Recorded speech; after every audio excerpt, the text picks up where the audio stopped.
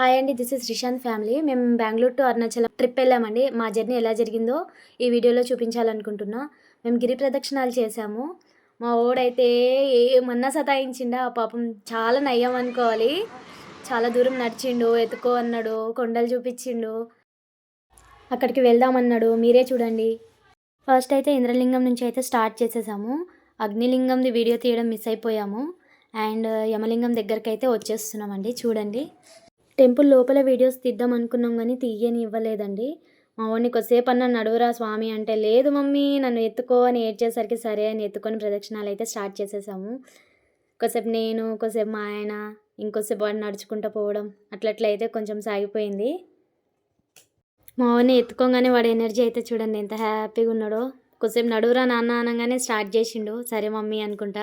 Running చేస్తూ ఎంత బాగా నడిచిండంటే నిజంగా చెప్తున్నా, వాడి ఎనర్జీకి అయితే మేము కూడా అంత ఎనర్జెటిక్గా నడవలేమేమో.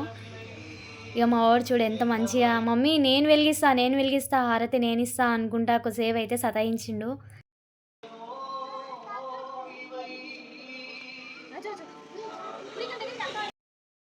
ఇక్కడైతే పాండవులమ్మ వనవాసం చేసిందని ఒక హిస్టరీ అయితే ఉంది. మేమైతే తన పాదాలను దర్శించుకున్నాము. నేను వెళ్ళి దర్శించుకున్న తర్వాత మమ్మీ నేను కూడా మొక్కుతా అనుకుంటా మా వాడు కూడా వచ్చిండు. మా వాడు చేస్తున్న అల్లరిని చూసి అయితే పంతులు గారు పిలిచి ఒక బొట్టు అయితే పెట్టిండు. ఎంత బాగా పెట్టిండో మీరే చూడండి కంప్లీట్ అయిపోయిన తర్వాతకి.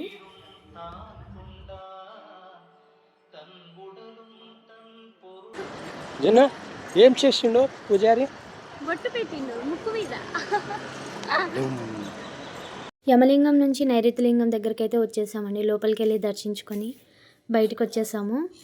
బయటకు వచ్చేసినాక నేను గమనించింది ఏంటంటే, చుట్టుపక్కల చాలామంది సాధువులు ఉన్నారు.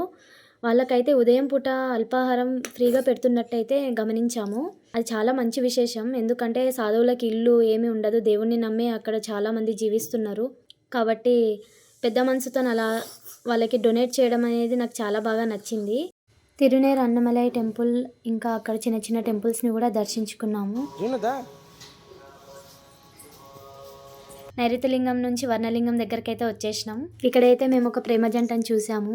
ఈ ఏజ్లో కూడా గిరి ప్రదక్షిణాలు చేయడం అంటే మామూలు విషయం కాదు. అందుకే అరుణాచలం రావాలంటే శివుని ఆజ్ఞ ఉండాల్సిందే, లేనిదే రాలేము, శివయ్యని దర్శించుకోలేము అని. మార్గం మధ్యలో మాకు ఒక ఎడ్ల బండి కూడా కనిపించింది. చాలా హ్యాపీ అనిపించింది. మధ్యలో 12 జ్యోతిలింగాలను కూడా దర్శించుకున్నాము. నిజంగా ఎంత సంతోషం అనిపించింది అంటే, మన ఇండియా మొత్తం తిరిగి వచ్చేసినంత సంతోషం అనిపించింది. అన్ని లింగాలు అలా ఒకే దగ్గర చూసేసరికి. మా వాడైతే మమ్మీ ఇది చూడు అనుకుంటా చూపిస్తూనే ఉన్నాడు. మా నెక్స్ట్ ప్లాన్ కేదార్నాథే ఉంది. నిజంగా కేదార్నాథ్ శివలింగాన్ని ఇక్కడ చూసేసరికి చాలా సంతోషం అనిపించింది. సంతోషంలో మాటలు కూడా రావట్లేదు. వీడియో అయితే తీయనీయలేదు, వాళ్ళకి తెలియకుండా వీడియో తీసుకొని వచ్చాము. మొత్తానికి వాయులింగం దగ్గరికి అయితే వచ్చేసాము. లోపలికి వెళ్ళి దర్శించుకున్నాము. వాయులింగం దర్శనం అయిపోయిన తర్వాతకి మా వాడు నంది దగ్గరికి వెళ్దామని ఒకటే గోల చేశాడు. ఏం చూస్తావు? వావ్, ఏం చూడ ఇది? ఏ నంది, నంది నో ఉత్త నంది గంట కొట్టు.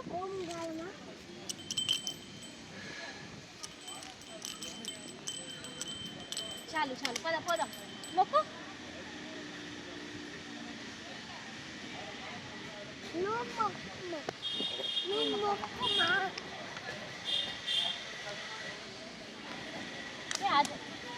చలో మొత్తానికి కుబేరలింగం దగ్గరికి అయితే వచ్చేసామండి. మాకు ఇక్కడ దర్శనం చాలా బాగా అయింది.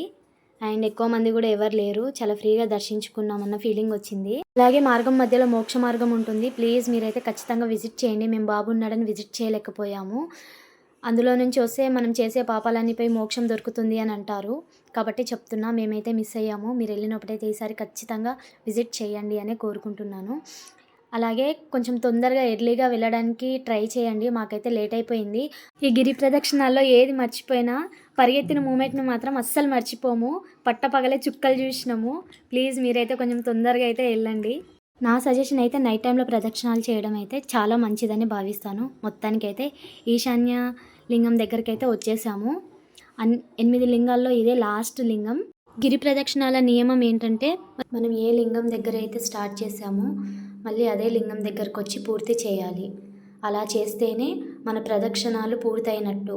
అలాగే కుడివైపు కొండ ఉండేలాగా చూసుకోవాలి. అలా చేస్తేనే మన ప్రదక్షిణం పూర్తయినట్టు. హమ్మయ్య, మొత్తానికైతే రాజగోపురం లోపలికైతే వచ్చేసాము. దీనిని మొట్టమొదటగా 9వ శతాబ్దంలో చోళ రాజవంశ కాలంలో నిర్మించారు. దీని మధ్య గర్భగుడి రాజు ఆదిత్య చోళ నిర్మించారు. తరువాత 1000 స్తంభాల హాలు వంటి నిర్మాణాల విస్తరణ మరియు నిర్మాణాలు విజయనగర రాజవంశ పాలకులు చేపట్టారు. మొత్తానికి అరుణాచలం అసలైన చరిత్ర అయితే ఇది. కలియుగంలో ఎవరైతే అరుణాచల పర్వతం చుట్టూ గిరి ప్రదక్షిణాలు చేస్తారో వారి పాపాలు పోయి మోక్షం లభిస్తుందని మన ఇతిహాసాలు చెబుతున్నాయి.